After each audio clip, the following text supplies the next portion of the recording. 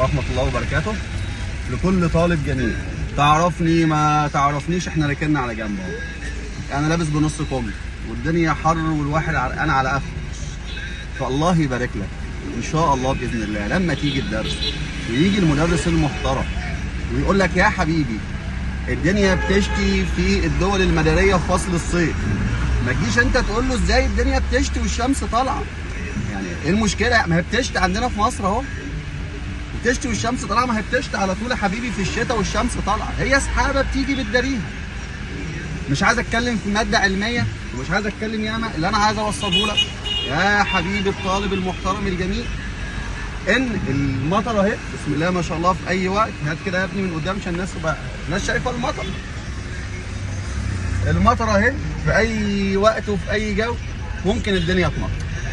ممكن في الصيف تمطر، ممكن في الربيع تمطر، ممكن في الخريف تمطر، ممكن في الشتاء تمطر. لما بتيجي تاخد في الدرس المناطق الاستوائيه ممطره طوال العام تفضل فاتح بقك.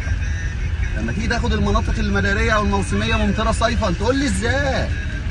يعني يبقى رايح يصيف يا استاذ والدنيا بتمطر. يا حبيبي احنا اهو الدنيا حر والعرق زي ما قلت لك والدنيا بتمطر.